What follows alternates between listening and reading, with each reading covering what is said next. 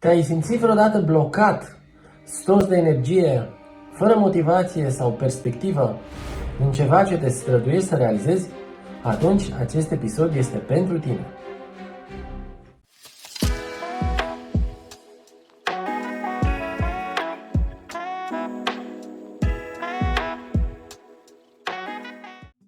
Cum poți evita sau depăși perioadele de supra-solicitare apărute ca urmare a sarcinilor complexe pe care le ai de rezolvat și a lipsei unor soluții potrivite în situațiile dificile?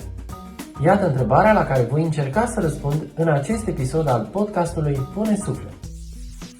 Vei mai descoperi de asemenea 5 secrete care te vor ajuta să depășești cu succes orice supra-solicitare, la ce anume trebuie să fii atent încă de la început și ce trebuie să faci pentru a evita astfel de situații dificile. Deci să trecem la treabă. Ce înseamnă să treci printr-o perioadă de supra-solicitare? Să ajungi în situația în care nu mai dispui de resurse, inspirația sau timpul necesar pentru a parcurge cu succes etapele preliminare în atingerea rezultatelor dorite. Dar, pentru a evita astfel de situații sau a ieși cât mai rapid din ele, este nevoie să facem încă din timp 5 lucruri esențiale. Roagă-te sau meditează zilnic. Împrejurările dificile prin care trecem zi de zi ne împing la rugăciune simțită, în care prezența și participarea lui Dumnezeu ni se fac tot mai evidente. Aceste împrejurări produc în noi o sensibilizare a ființei noastre pentru a sesiza realitățile care trec dincolo de aparențe și a căuta mai adânc sensul lor. Astfel, atunci când ne rugăm sau medităm, cu convingerea că cineva mai presus de noi ne ascultă și e hotărât să ne ajute, apelăm direct la izvorul ultim al tuturor puterilor, care nu poate rămâne indiferent la dorințele noastre. Rugăciunea sau meditația mai are și beneficiul lămuririi asupra sensului și a destinației spre care ne-am angajat, ajutându-ne să ne dovedim nouă înșine că facem alegerile potrivite care ne pot conduce la împlinire. Rămâi focalizat, înlătură orice distracție. Astăzi, unul dintre cele mai mari obstacole în calea împlinirii aspirațiilor personale este acea stare de tulburare și de distragere permanentă a atenției la care apelează adesea mass media. Însă, pentru a înainta pe calea împlinirii obiectivelor dorite, este nevoie să ne angajăm cu toate puterile sufletești și trupești în lupta cu obstacolele de zi cu zi.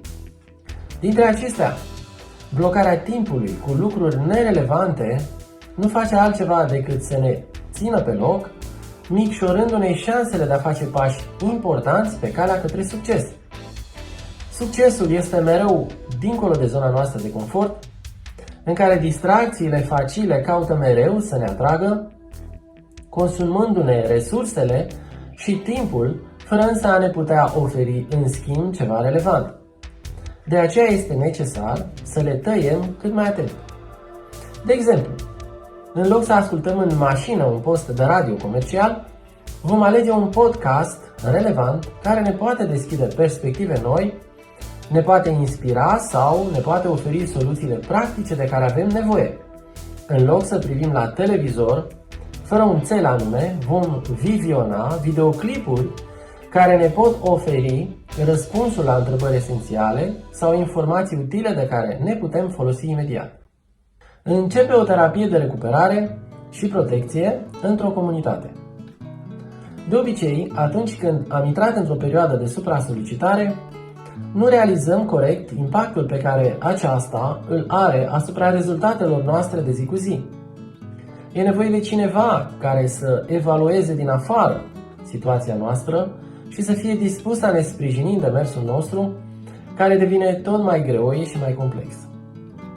Deși ne lipsesc resursele necesare, timpul sau perspectiva realistă, totuși nu realizăm că e insuficient ceea ce putem face și continuăm să exagerăm adesea în dauna sănătății și a obiectivelor propuse. E nevoie să ne oprim, să ne refacem resursele și să ne punem la adăpost de ceea ce poate fi și mai rău, și anume pierderea sănătății și a capacității de a gestiona întreaga situație. Putem găsi cât mai rapid cea mai bună terapie de recuperare, bazată pe produse naturiste, bucurându-ne de sprijinul dezinteresat al unor oameni care, asemenea nouă, sunt preocupați de sănătate și bunăstare. De asemenea, putem găsi cel mai bun medic care ne poate oferi servicii profesionale de supraveghere și protecție pe parcursul întregii terapii. În acest fel vom găsi resursele și sprijinul necesar pentru a merge mai departe pe calea pe care am pornit, descoperind persoane și resurse noi de care vom beneficia și în viitor. Învață de la antreprenorii care au depășit aceste situații. În starea de supra-solicitare în care ne aflăm, de obicei nu realizăm că alți antreprenori au trecut deja cu brio prin aceste încercări, având de oferit și câteva sfaturi prețioase pentru cei ca noi.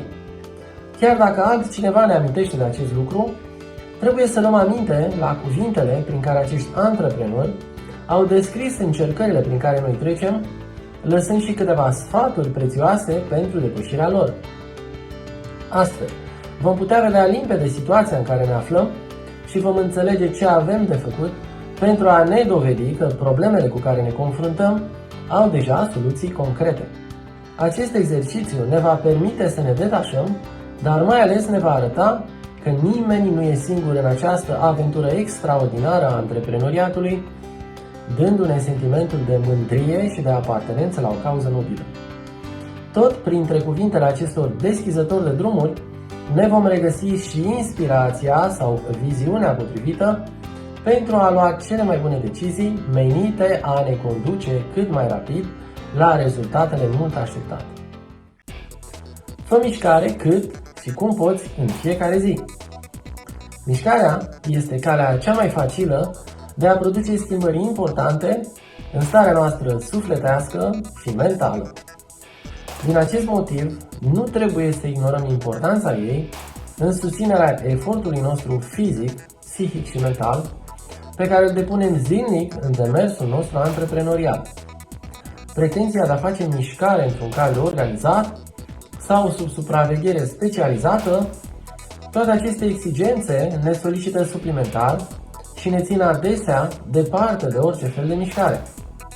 Dacă dorim să funcționăm optim, suntem datori față de noi înșine să ne oferim zilnic câteva porții de mișcare, pornind de la formele cele mai simple, cum ar fi mersul pe jos. Nu trebuie să dăm vina pe lipsa unor condiții sau unor standarde potrivite pentru privarea organismului nostru de nevoia lui zilnică de mișcare.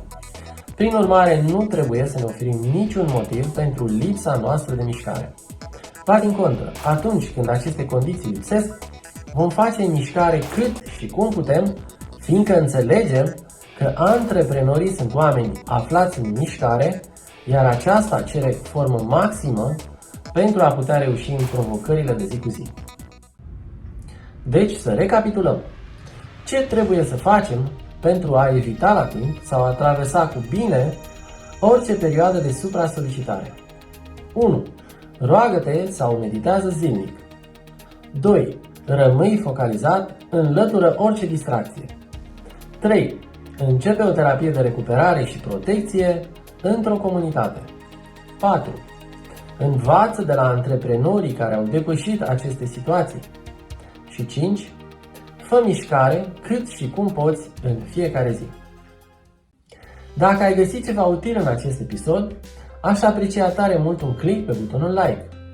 De asemenea, dacă ai întrebări legate de acest episod sau de oricare alt aspect pomenit aici, îmi poți lăsa oricând un comentariu în secțiunea de mai jos. În acest fel mă voi asigura că videoclipurile pe care le vei găsi aici vor fi cât mai apropiate de conținutul pe care ți-l dorești.